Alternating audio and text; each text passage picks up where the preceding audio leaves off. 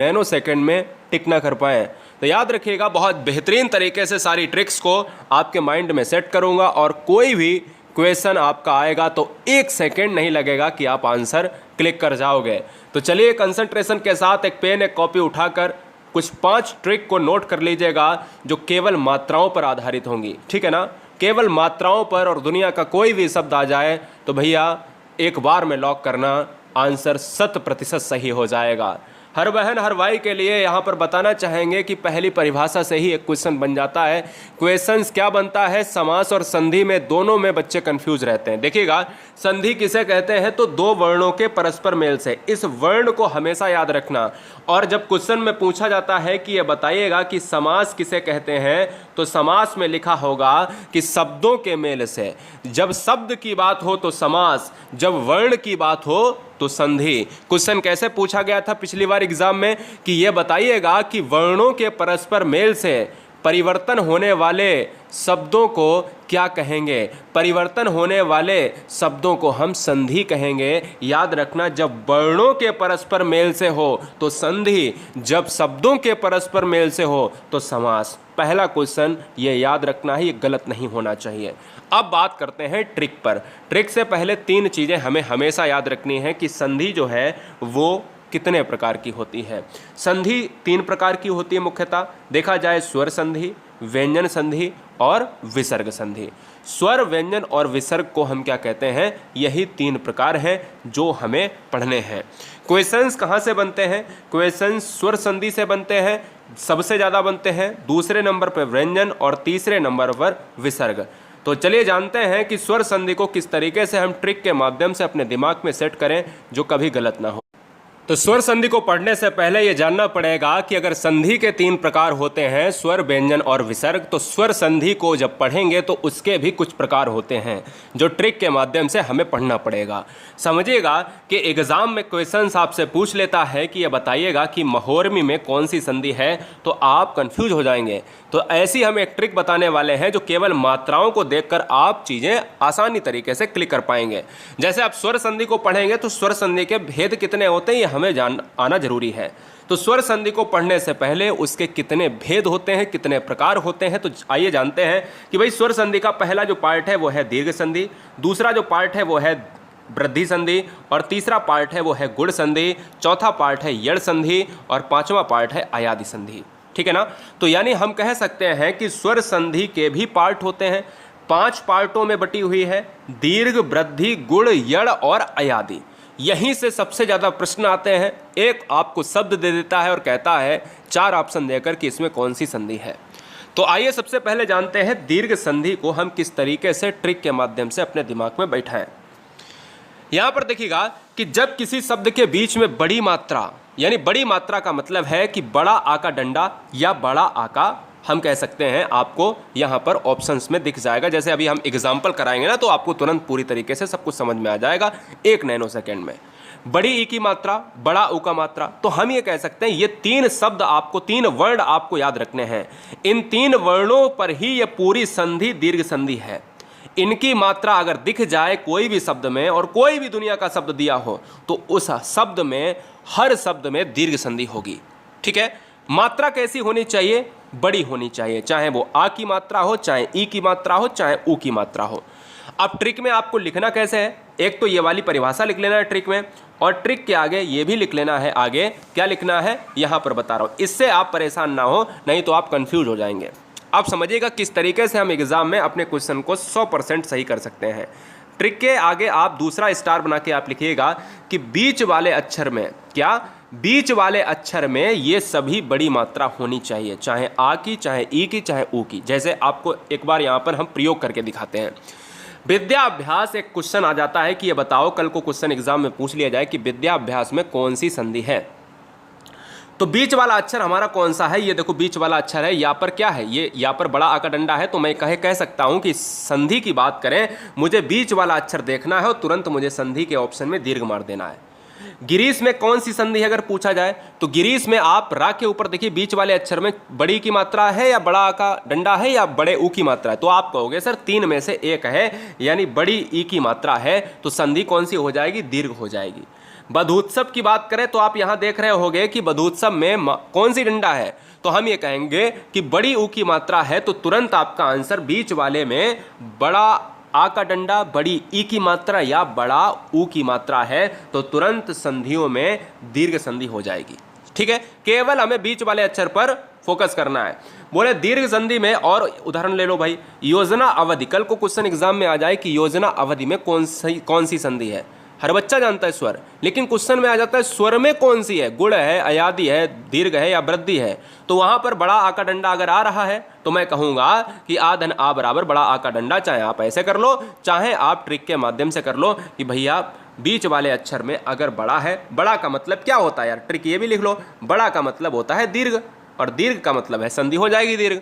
ठीक है ना। स्वाधीन की बात करें तो हम ये कह सकते हैं स्वाधीन में देखो, ठीक है ना। अगर मैं आपसे बात करूं कि भाई सर्वाधिक में, तो सर्वाधिक में आप देख लो, अंडाकार में आप देख लो, अल्पायु में देख लो आप। ठीक है, तो हम ये कह सकते हैं कि मात्राओं को देखा जाए तो बड़ा आ का डंडा, बड़ी ई की मात्रा और बड़ा उ की मात्रा है, तो वहां पर दीर्घ संधि हो जाएगी। ठीक है, अब बात करते हैं गुण संधि, जो एग्जाम में बहुत ज्यादा पूछा जा रहा है आजकल क्वेश्चन। गुण संधि एग्जाम में कैसे पूछी जा रही है? गुण संधि में केवल आपको बहुत सिंपल सी ट्रिक लगानी है। ट्रिक क्या लिखनी है कि जब किसी शब्द के बीच में छोटी ए का मतलब ये वाली, ठीक है ना, छोटी ए ये वाली, या आप कह सकते हो ओ का मतलब क्या है, ये वाला। छोटी ए का मतलब क्या है, छोटी ए का मतलब ये वाला, और छोटा ओ का मतलब क्या है, एक तो बड़ा ओ ऐसे हो जाता है, और एक जो है आपका क्या हो जाता है, ओ हो जाता है छोटा। तो आप ये कह सकते हो कि अगर इस डंडे के ऊपर ये मात्रा है और अर आ रहा है, ऋषि आ रहा है, तो वहां पर दुनिया के हर शब्द में गुण संधि होगी। जैसे इस री को पहले बाद में हम देखेंगे।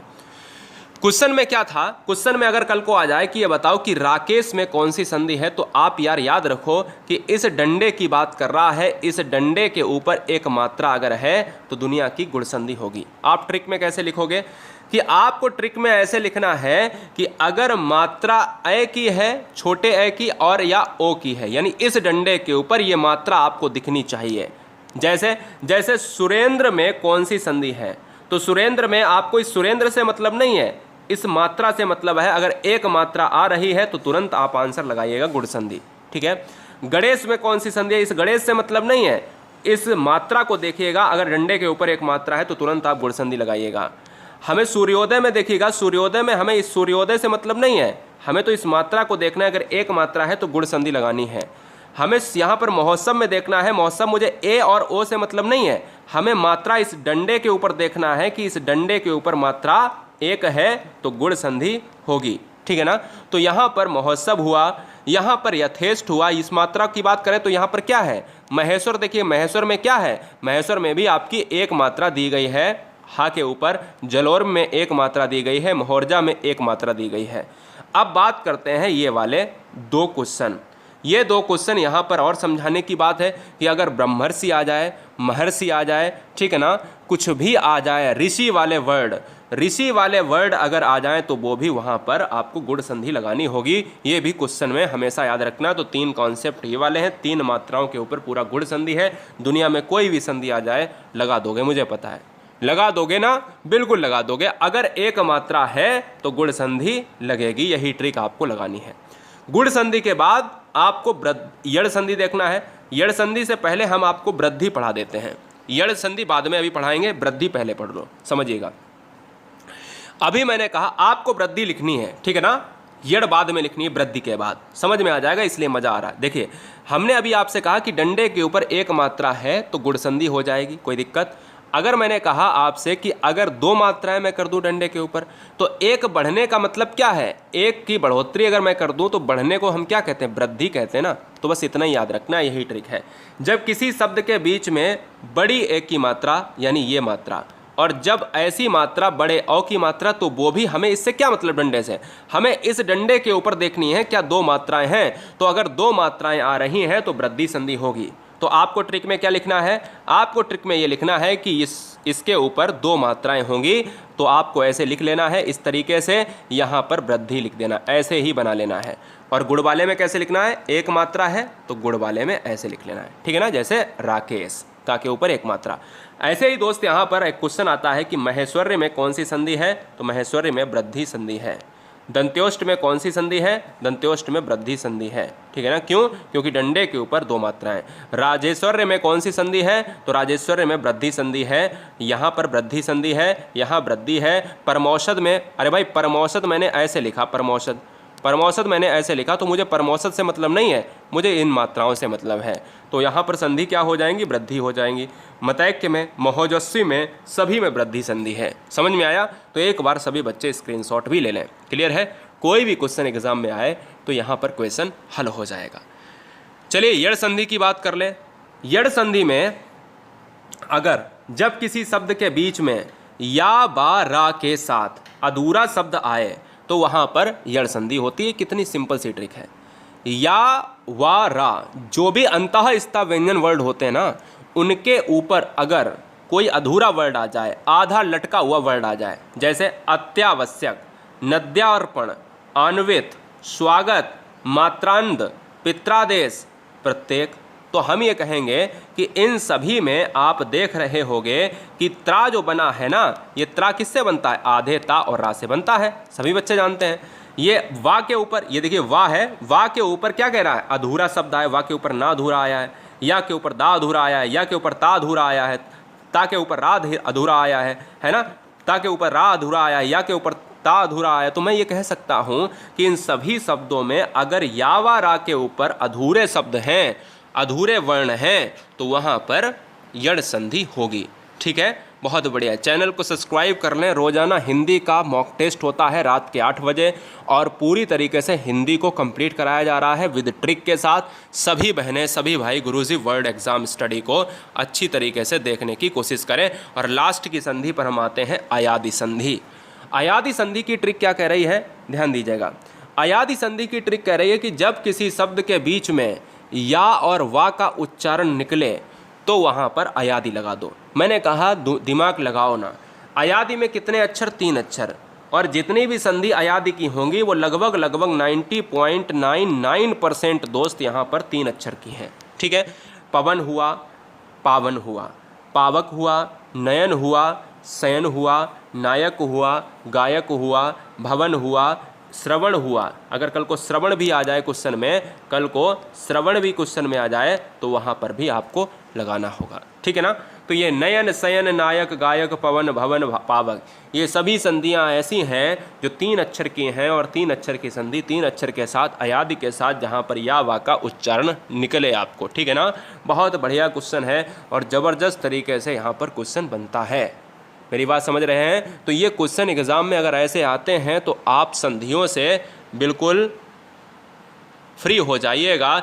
अब मैं एक बार और आपको बता देना चाहता हूँ यहाँ पर कि संधि के ट्रिक में हमने क्या पढ़ा आज, कि वर्णों के मेल से संधि, संधि 3 प्रकार की, स्वर, व्यंजन, विसर्ग। और संधि स्वर अगर पढ़ते हैं तो 5 भेद होते हैं। एक होता है दीर्घ, वृद्धि, गुण, यड़, अयादि। और अगर दीर्घ को पढ़ना है तो बड़े एक की मात्रा यानी बड़ी मात्रा, बड़ी मात्रा में 3 चीज़ें, या तो आ की मात्रा, या तो ई की मात्रा, या ऊ की मात्रा। क्यों बड़ी? बड़ी का मतलब है, ट्रिक क्या है, बड़ी, बड़ी का मतलब है, बड़ा का मतलब है दीर्घ। ठीक है, तो दीर्घ संधि में बीच वाले अक्षर को हमें देखना है। संधि को करते समय हमें बीच वाले अक्षर पर देखना है कि अगर बड़ी आ का मात्रा आ रहा है, बड़ा आ का मात्रा आ रहा है, बड़ी ई की मात्रा आ रहा है, या बड़ा ऊ की मात्रा है, तो वहाँ पर क्या हमें लगाना है, वहाँ पर हमें लगा देना है भैया, वहाँ पर हमें लगा देना है दीर्घ संधि लगा देना है। ठीक है, हम गुण संधि में देखते हैं तो मैंने कहा डंडे के ऊपर अगर 1 मात्रा है तो यहाँ पर ऐसे आप लिख लीजिएगा, गुण संधि हो जाए। तो जितनी भी मात्राएं आपको दिख रही हैं वो सभी मात्राएं क्या हैं, वो सभी मात्राएं दोस्त यहाँ पर गुण संधि हैं। यड़ गुण से पहले मैंने वृद्धि को बताया आपको कि वृद्धि संधि में अगर एक मात्रा थी तो मैंने कहा गुण संधि है, अगर मैंने कहा दो मात्राएं हैं तो वृद्धि संधि हो जाएगी, कि कोई दिक्कत। तो यहाँ पर जितनी भी मात्राएं दो की बात करें तो वहाँ पर आपको लगा देनी है वृद्धि संधि। हमने कहा यड़ संधि है, यावा रा के ऊपर कोई आधा अधूरा वर्ड लटका हुआ है तो मैंने कहा वहाँ पर क्या हो जाएगा, शब्दों के रूप में वहाँ पर हो जाएगा यड़ संधि। अगर मैंने आपसे कहा दोस्त अयादि संधि की बात करें तो अयादि संधि में 3 शब्दों की बात करें तो 3 शब्द हैं, अयादि संधि के साथ 3 वर्ड की बात, तो भाई अयादि को लॉक करेंगे।